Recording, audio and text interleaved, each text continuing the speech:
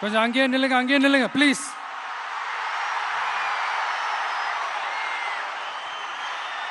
கொஞ்சம் அமைதியா நான் பேசுறத கொஞ்சம் கேளுங்க ப்ளீஸ். ஒரு 5 minutes தான், கொஞ்சம் அமைதியா இருங்க ப்ளீஸ். ப்ளீஸ் நண்பர்களே, கொஞ்சம் அமைதியா இருங்க ப்ளீஸ். அதை தாண்டி யாரும் வரக்கூடாது ப்ளீஸ்.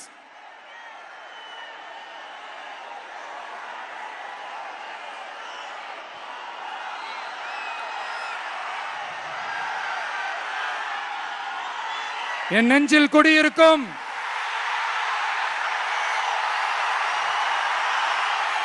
கொங்கு மண்டல தங்கங்களே, திருப்பூர் பகுதி மக்களே, உங்கள் அனைவருக்கும் என்னுடைய வணக்கம்.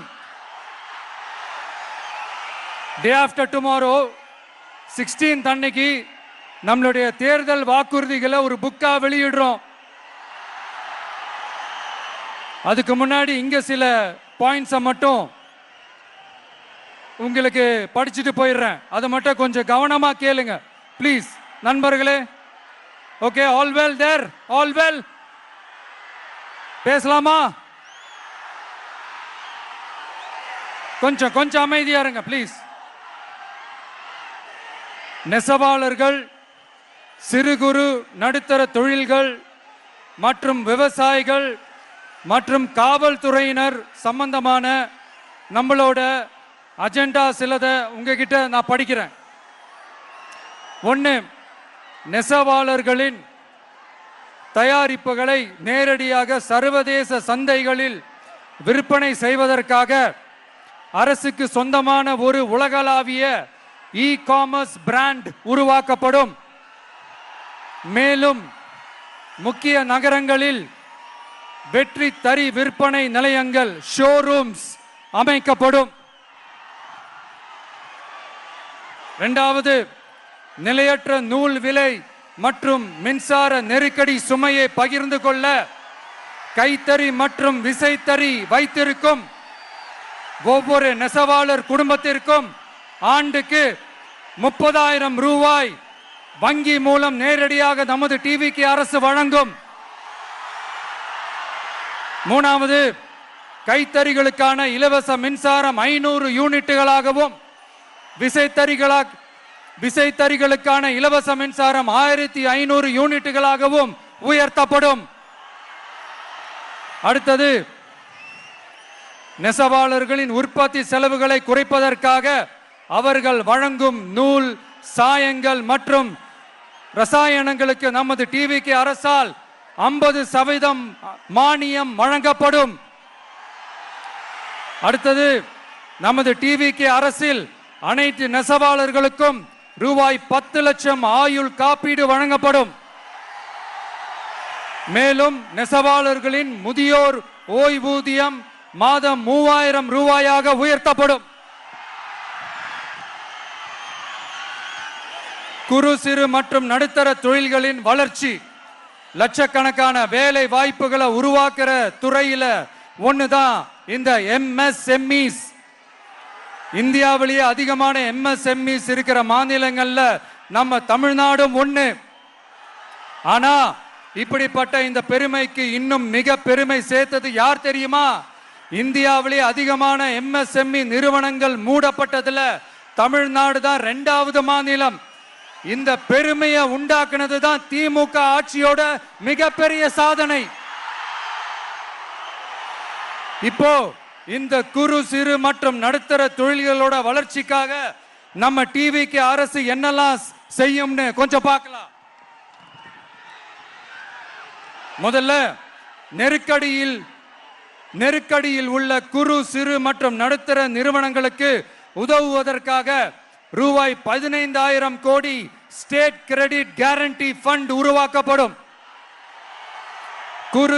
இரண்டாவது, குறு சிறு மற்றும் நடுத்தர நிறுவனங்கள் மூடப்படுவதற்கான மிகப்பெரிய காரணங்களில் ஒன்று 400% மேல உயர்ந்துள்ள பீக் ஹவர்ஸ் மின் கட்டணம்.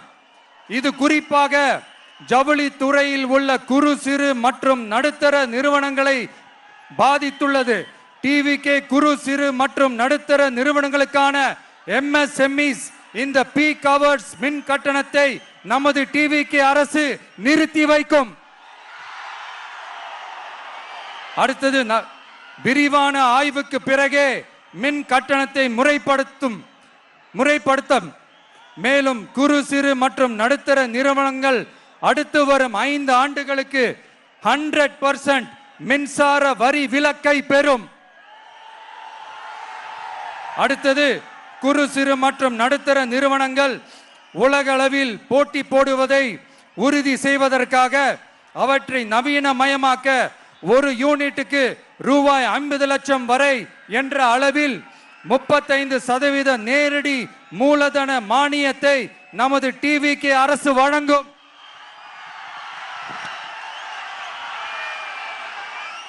அடுத்து நம்ம எல்லாருக்கும் சோறு போடுற நம்ம தெய்வங்களான விவசாயிகளுக்கான அஜெண்டா கொஞ்சம் படிப்போமா?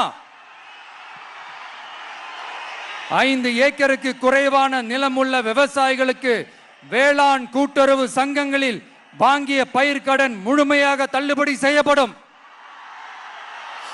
5 ஏக்கருக்கு மேல் உள்ள விவசாயிகளுக்கு 50% தள்ளுபடி செய்யப்படும். அடுத்தது குறைந்தபட்ச ஆதரவு விலைக்கு MSP சட்டப்பூர்வ உத்தரவாதம் வழங்கப்படும்.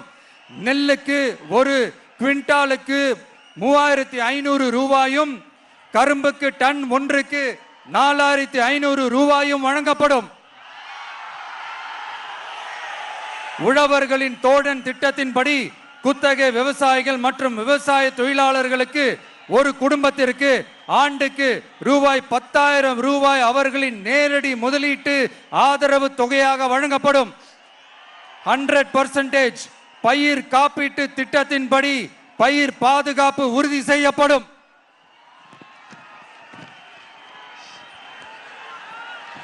கடைசியாக நமது அரசு ஊழியர்களின் நலனுக்காக பழைய ஓய்வூதிய திட்டம் மீண்டும் வழங்குவது குறித்து நமது டிவிகே அரசு கனிவுடன் பரிசீலித்து மதிப்பீடு செய்யும். அடுத்தது 5 அல்லது அதற்கு மேற்பட்ட ஆண்டுகள் தொடர்ச்சியாக அரசு பணியை நிறைவு செய்துள்ள அனைத்து தற்காலிக ஆசிரியர்கள், செவிலியர்கள் மற்றும் எழுத்தர் பணியாளர்களை நமது டிவிகே அரசு பணி நிரந்தரம் செய்யும். 3வது, பதவி உயர்வுக்கு பணம் பெறும் கலாச்சாரத்தை நமது டிவிகே அரசு முடிவுக்கு கொண்டு வரும். அனைத்து அரசு ஊழியர்களின் இடமாற்றங்களும் வெளிப்படையான மற்றும் கால வரையறைக்கு உட்பட்ட முறையில் நடைமுறைப்படுத்தப்படும். 4வது, காவலர்களின் அடிப்படை மாத ஊதியத்தை 18,200 ரூபாயிலிருந்து 25,000 ரூபாயாக நமது டிவிகே அரசு உயர்த்தும். அதிக மன அழுத்தம் உள்ள பணிகளில் ஈடுபடும் காவலர்களுக்கு பணிப்படியாக மாதம் 1000 ரூபாய் கூடுதலாக வழங்கப்படும். காவலர் நலன் மற்றும் பணி நிபந்தனைகள் சட்டத்தை, அதாவது police welfare and working conditions act, நமது டிவிகே அரசு இயற்றும். அச்சட்டத்தின்படி காவலர்களின் பணி நேரங்கள் முறைப்படுத்தப்படும். அதிக பணி சுமை கொண்ட காவலர்களுக்கு வாரத்திற்கு ஒரு சுழற்சி முறை விடுமுறையை உறுதி செய்யப்படும். சலவை படியை, அதாவது வாஷிங் அலவன்ஸ் 500 ரூபாயிலிருந்து 1000 ரூபாயாக உயர்த்தப்படும். மேலும் மதுரை, கோயம்புத்தூர், திருச்சி, திருநெல்வேலி, சேலம் மற்றும் வேலூர் ஆகிய இடங்களில் காவலர் நல மருத்துவமனைகள் நமது டிவிகே அரசு நிறுவும். கடைசியாக பெண் காவல்துறை அதிகாரிகள் பாதுகாப்பு நெறிமுறை அல்லது பாதுகாப்பு பணிகளுக்கு பணியமர்த்தப்பட மாட்டார்கள்.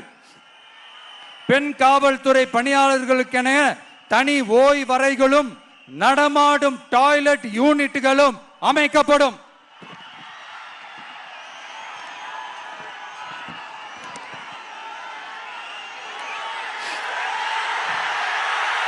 நீங்க எல்லாரும் இந்த விஜய 100% நம்பலாம். நான் உங்களுக்காக மட்டும்தான் வந்திருக்கிறேன்.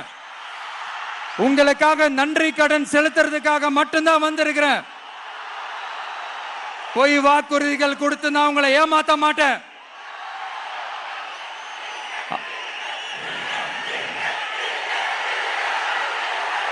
அதனால உங்க அண்ணனுக்கு, உங்க தம்பிக்கு, உங்க மகனுக்கு, உங்க பிள்ளைக்கு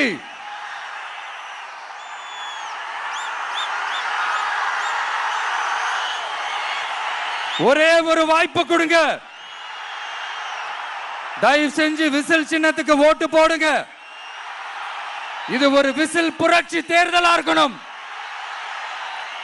கான்பிடென்டா இருங்க. நல்லதே நடக்கும். வெற்றி நிச்சயம், வெற்றி நிச்சயம், வெற்றி நிச்சயம்.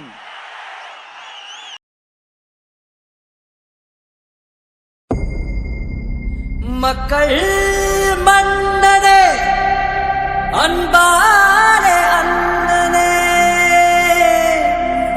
விழா வீரனே, பெரியாரின் பேரனே, மன்னா மன்னா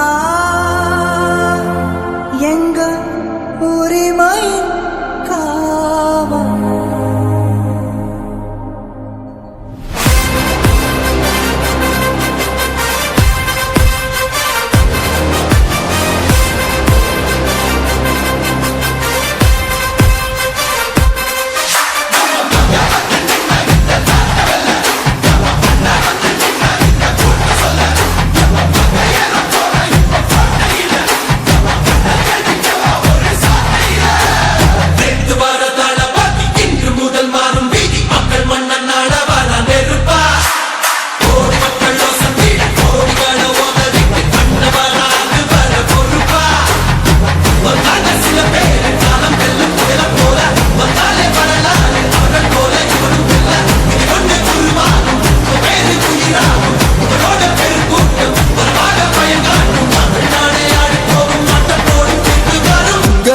உங்க விஜய் உயிர் என்ன வரனா, விஜய் உங்க விஜய் எளியவன் குரல் தான். விஜய் உங்க விஜய் தனியால் இல்ல கடல்னா, விஜய் உங்க விஜய் எளியவன் குரல் தான். விஜய் உங்க விஜய் தனியால் இல்ல கடல்னா. மக்கள் தானே மன்னர்களே உனக்கு காட்ட வரனா.